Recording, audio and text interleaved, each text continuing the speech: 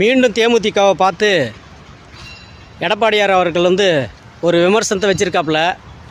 தேமுதிகவுக்கு வந்து 1/2% ஓட்டு தான் இருக்குது, அதனால் வந்து அவங்க ஐசியூ கண்டிஷனுக்கு போயிட்டாங்க, நாங்கள் தான் வெண்டிலேட்டர் வச்சு அவங்கள காப்பாற்றணும் அப்படிங்கிற மாதிரி வந்து ஒரு மெசேஜ் வந்து சொல்லியிருக்காப்புல. நாம் பதில் மெசேஜ் அவங்களுக்கு கொடுக்க விரும்புகிறோம். அது என்னென்னு பார்த்திங்க அப்படின்னா, 2001 வந்து திமுக ஆட்சி தான் வந்து தமிழ்நாட்டில் வந்து நடைமுறையில் இருந்தது. 2005 வந்து தேசிய முற்போக்கு திராவிட கழகம் வந்து உதயமாச்சுங்க. அதுக்கப்புறம் வந்து 2006 வந்து முதலாக வந்து தேர்தல் வந்து சந்திக்குது தேமுதிக.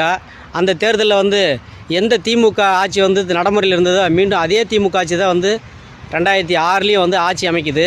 இதனால் வந்து தேமுதிக வந்து தோல்வி அடையுது, மாறாக வந்து அதிமுக வந்து படுதோல்வி அடையுது. வந்து எதனால் அப்படின்னு பார்த்தீங்கன்னா, தேமுதிக ஒரு கட்சி உருவானதுனால அதிமுக வந்து ஒரு தேர்தலில் வந்து பின்னடைவு சந்திக்குது. வந்து அப்போ அவங்க வந்து பார்த்திங்க அப்படின்னா மிக பெரிய ஒரு மன உளைச்சலுக்கு வந்து ஆளாகிறாங்க. வந்து யார், அம்மையார் ஜெயலலிதா அவர்கள் வந்து.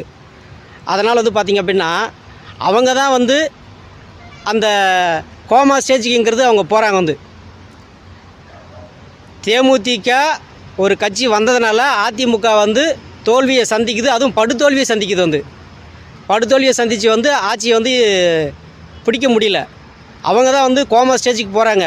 அப்புறம் 2011 வந்து மீண்டும் ஆட்சிக்கு வரணும் அப்படின்னு சொல்லிட்டு துடிக்கிறாங்க. அப்போ தான் வந்து தேசிய முற்போக்கு திராவிட கழகத்தை நாடுறாங்க. யார், அதிமுகக்காரங்க அமைச்சர்கள், இப்போ இருக்கிற அமைச்சர்கள், முன்னாள் அமைச்சர்கள் எல்லோரும் வந்து கேப்டனை வந்து நாடுறாங்க. காலையும் வந்து விழுகிறாங்க. வந்து காலில் விழுந்து அம்மையார் இந்த மாதிரி வந்து பார்த்திங்க அப்படின்னா ஜெயலலிதா அம்மையார் வந்து கோமா ஸ்டேஜுக்கு போயிட்டாங்க, நாங்களும் வந்து பைத்தியம் பிடிச்சி திரியிறோம், என்ன பண்ணுறதுன்னு தெரியல, எங்களை காப்பாற்றுங்க அப்படின்னு சொல்லிட்டு வந்து கூட்டணிக்கு வாங்கன்னு சொல்லி கேப்டன் அவர்கள் வந்து கூட்டணிக்கு அழைக்கிறாங்க. கூட்டணி அழைச்சி 2011 வந்து தேர்தலை வந்து சந்திக்கிறாங்க. முதல்லையும் சந்திக்கும் போது அபார வெற்றி பெறாங்க. வந்து தேமுதிக வந்து அதிமுகவோட கூட்டணிக்கு வரும்போது அபார வெற்றி. அந்த வெற்றியில் வந்து ஆனந்தப்படுறாங்க அம்மையார் ஜெயலலிதா அவர்கள். வந்து இடையில் வந்து ஒரு சின்ன விரிசல் வருது.